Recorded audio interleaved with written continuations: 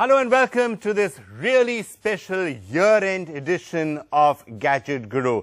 And next week it's going to be the year-opening edition. And as always, we've got the top tech experts in the field and a live audience right out here with us. And we are going to take you through all the highlights of 2012 in this week's episode. Absolutely. With us, Kunal Bajaj, of course, a top tech analyst. PK Roy doesn't have to be introduced really, but you know, what is it now? I hear your designation changes. Are you now president or chairman? Which one is it of cyber media?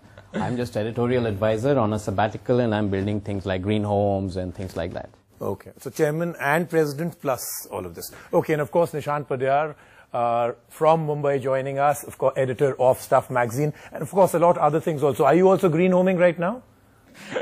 Yes, okay. So, well, as you can see, I mean, I also do a lot of things apart from being just the editor of Stuff. I also assist a lot of people in photo shoots, so that's part of the job. Like they say, it's a dirty job, but someone's got to do it. Looking at you right now, we are really feeling for you. We're feeling very sorry for you. All right, great. Let's just dive straight into it, shall we? What were the biggest tech news stories in 2012? Quick votes out here. Okay, well, let's start with you, Kunal.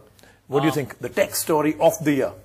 So I think one of the biggest tech stories was the buyout of Instagram, and then what happened to Instagram, and the entire story around what's happening with Facebook acquisitions in general. Exactly, and the fact that, you know, we could have a family photograph and we could be part of an advertisement without being paid. PK, what do you think? Well, overall in the industry, it was the Facebook IPO, which had its ups and downs. And in terms of products, I guess the Windows 8 launch, not necessarily the best product of them, but the story was big. Vikram? I'd say all the things that happened around Facebook, it's continuing to be really interesting. People continue to use it, but I think there are big questions, not just on what happened after the IPO, but some of the privacy questions that continue to surround Facebook would make me personally at least somewhat nervous as to what I'm putting out. Nishant, biggest tech story of 2012? For me, I was very closely following Tim Cook, and I was very excited about what he does to steer Apple in a particular direction. And I think this was the one big year that he had to prove himself. Well, the jury is still out whether he has proven himself or not. But that was a very exciting year. I mean, he did come out with a lot of new products with his stamp on it. So that was, I think, for me, a big move in terms of where Apple is going to go. And in terms of product, I think I would have to agree that it was Windows 8 in terms of hype, in terms of the nature of launch, in terms of potential of what it can do. And now probably the section that all of you have been really waiting for, the top gadget of 2012. And it's not part of our official Gadget Guru Awards. This is just, you know, flying by the seat of our pants type stuff. But what do you think was the top gadget of 2012? Rajiv? Okay, so I'm going to go with something which is more a category than only a product, and I think it's to do with phablets. I think it's again been a big game changer. It's brought so many different ways of doing things, and I think it's going to be the second coming of the mobile phone again, because we have these economy phablets, 5,000, 7,000 rupees for a 5-inch very good touchscreen. I think it was a game changer. That's the one for me. No, I agree. I think phablets from a category perspective. In mobile phones itself, I think this was the year Android really showed that it can produce. And so the Galaxy S3, the largest selling Android phone out there of the year, definitely my gadget of the year. Okay. Well, we have surprising unanimity here, because I was going to say Samsung Note 2. And I think that's clearly, it's a game-changing product. It created a category while the predecessor did.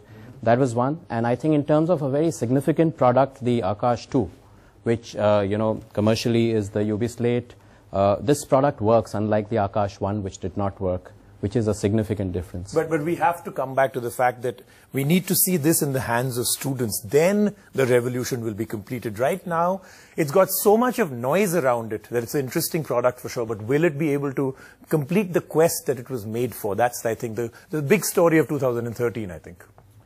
Well, from the point of view of a product, I think, yeah, this is a year that Samsung really came into its own, especially in the mobile sphere. I think S3 was really, really good. Though I finally ditched my BlackBerry to move to this, but I think the S3 was great.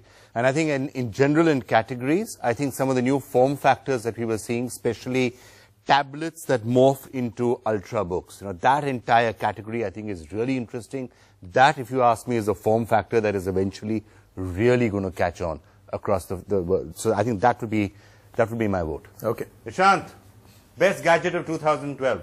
For me, even I have to agree that the category itself, which is the hybrid and ultrabooks, is going to be big, because Windows 8 presented a whole new way of interacting with your computer, and I'll be surprised if Apple is not working on something similar to integrate their iOS to the Mac transition, which is what they've been trying to do for the past year or so. So I think, yeah, the hybrid ultrabook category has been the biggest game changer.